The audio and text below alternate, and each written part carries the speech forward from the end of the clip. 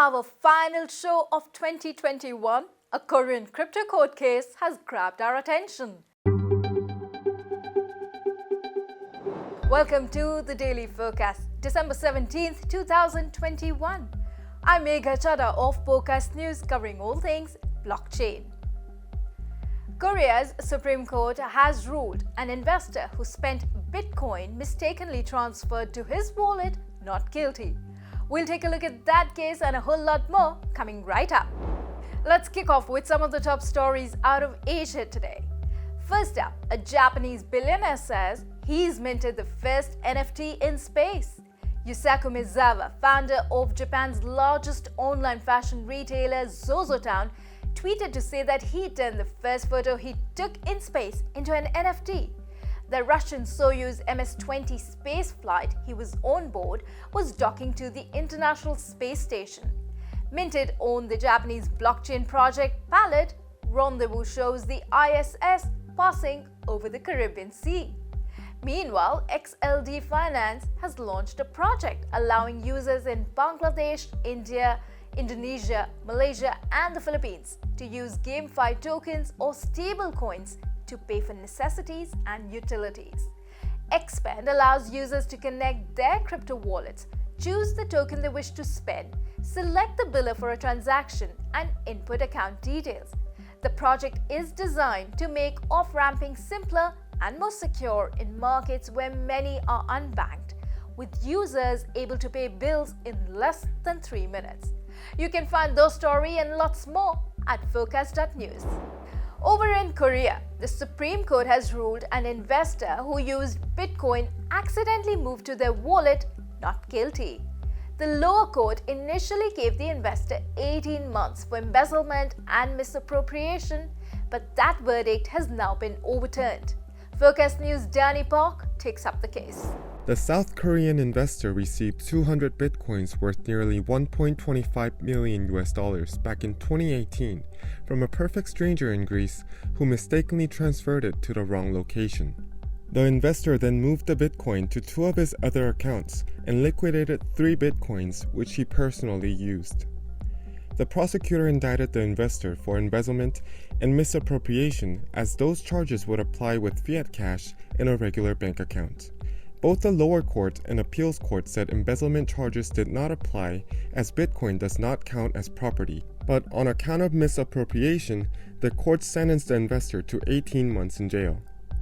However, the Supreme Court ruled the investor not guilty of both charges earlier this week, explaining that there is no regulatory basis to criminally punish the action for embezzlement or misappropriation, adding that it was nothing more than a civil debt between the two parties. One Korean lawyer shared his views on the ruling with Forkast News. 이런 논리 자체가 너무 도그마인 것 같아요. 너무 올드한 그 법적인 것들이 현재의 어떤 재산상의 상황을 포섭하지 못하고 있는 것 같고 혼란만 가중되는 그런 문제가 있습니다. 그래서 증권으로 볼 거면 증권을 보고 그다음에 전자화폐 또는 나머지 것들은 기타 자산으로 Kwon said the court decision could lead people to think they can avoid criminal punishment even if they use Bitcoin sent their way by accident. However, Kwon added they still have the civil liability to return it. For Forkast News, I'm Danny Park. The year is 1973. Bruce Springsteen's debut album has just been released. A few months later, SWIFT, a cross-border payment system, debuts. 40 years later, it continues to hold strong despite various drawbacks. Surely it's time for a new intermediator, or shall we say disintermediator, to take center stage. Adrian Brink of Anouma is here to talk about the need for a new age transfer standard. Great to have you with us, Adrian. Thank you for having me. Adrian, has SWIFT outlived its utility? Could 2022 be the year SWIFT is swept away?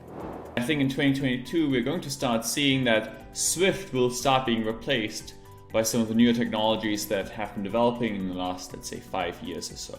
One of them, for example, being IBC, the Inter-Blockchain Communication Standard. I think SWIFT will be around for a long time to come because it's a legacy system. but I think it will slowly become irrelevant.